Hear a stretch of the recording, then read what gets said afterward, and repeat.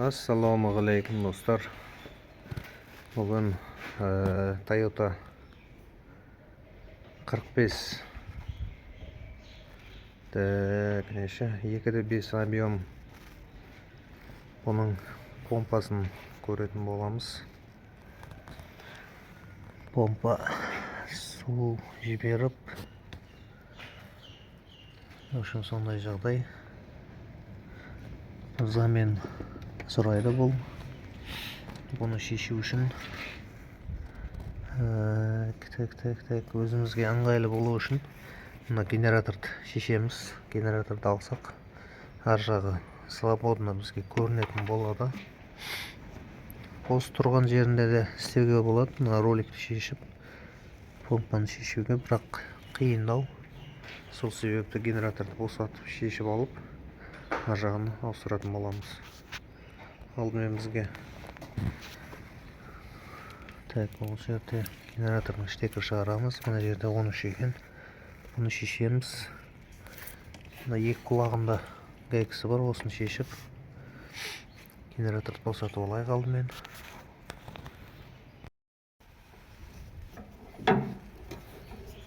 Так, ременді босаттық. Енді натяжной чайникті босатамыз.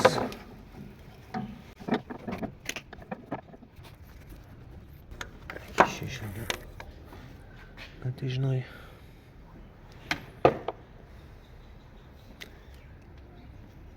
Енді генераторды шешіп алып, помпаны босатамыз. Мінекей достар, генератордың екі шпилькасын шешіп алдық. Осы екі шпилькамен тұрады. Енді шығарып алсақ болады бұны.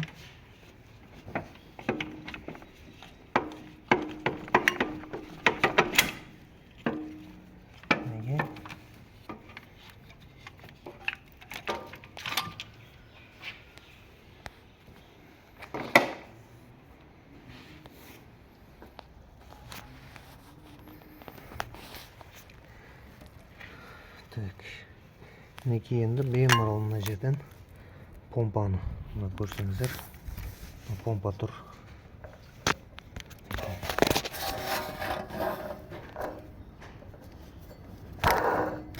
Дұрысты шығарып, еще балтать етеді ғой. Осыны осылай беймарал шешіп ауыстыруға болады. Генераторды алсақ ыңғайлы болады. Алмайды ауыстыруға болатын еді, бірақ қиналады одан. Қазір помпаны 1, 2, 3, 4, 5, 7 болты бар, соны шешетін боламыз.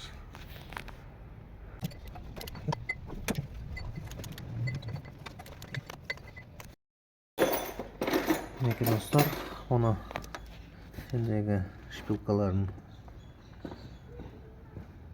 бәрін шешіп алдық. Енді мынандай жерге бір отвертканы салып тартсақ, бұл помпа шығады.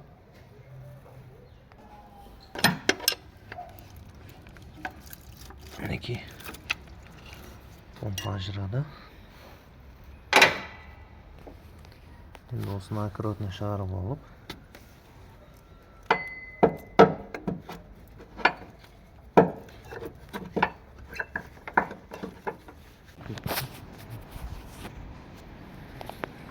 мінекей помпаны шешіп алдық.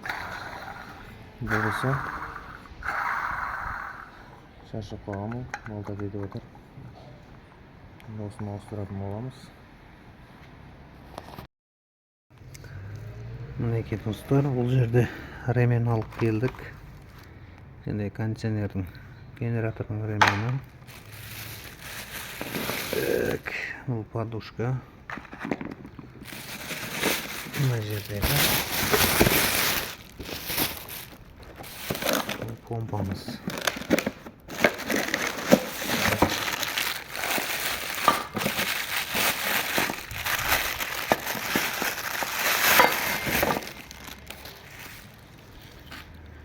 Мінекей помпа. Жапон деп қойыпты. Осыны салатын боламыз. Оны салудан бұрын мына ременді орнына кигізіп алайық.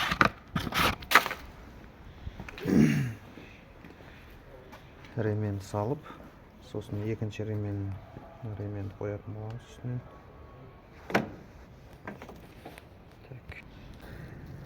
Мына ішкі жақтағы гурдың ременін іліп алдық. Жоғары жағы да орнында. Енді мына шетте тұра тұрсын. Енді помпаны салып аламыз.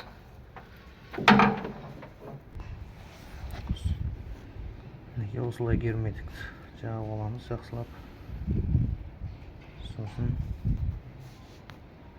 Сосын салып жіберсек болады. Жақында болса мінекей достар, енді осыны дәл осылай орнына кигіземіз.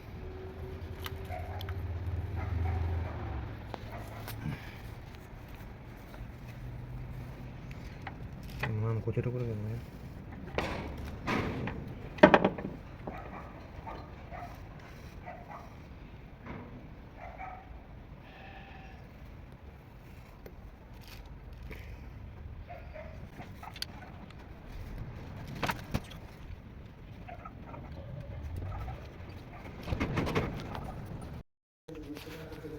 Мінекей осылай помпаның барлық бәйгілерін қойып қысып алдық. Енді мына жерде бағанағы шешкен генераторымызды қойып ременді саламыз. Мінекей генераторды қойып қойдық. Енді мына өзінің ескі натяжной подшипнигін жақсы соны салатын боламыз. Негізі ауыстырып жіберсек те болатын еді, бірақ алмадық бұны.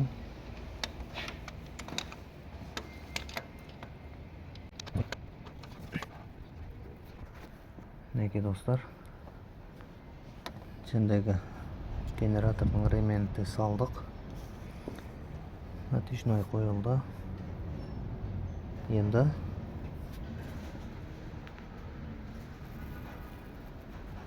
суын құйып оталдыра берсек болады.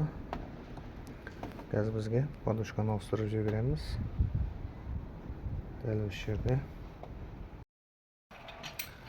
Мінекей достар, жоғары жағындағы подушкасын шештік. Енді ауыстырамыз бұны замен. Пластмасса меха тұрады.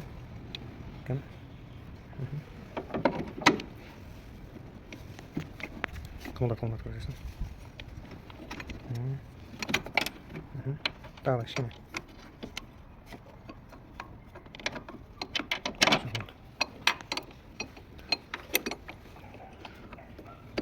Қайсеп қол тез дұрыс кіргізбедім. Қайт кіргізу керек. Мына болтты шығару керек та? Сыртқа шығарып, қойып алып, кейін болт кіргізу керек. Оны көрген енді.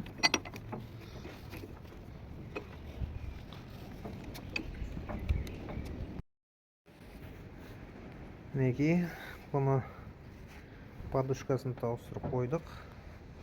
Ремен бәрі салынды. Суы да құйылды. Енді бір оталдырып көреміз бұны. Помпаны да болса.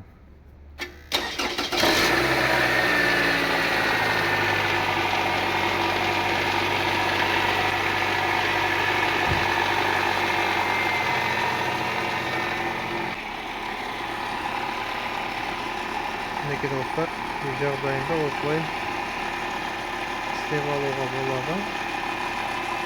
Түсінбеген жерлеріңіз болса, комментарий жазып тұраңыздар. Комментарийға жауап береміз.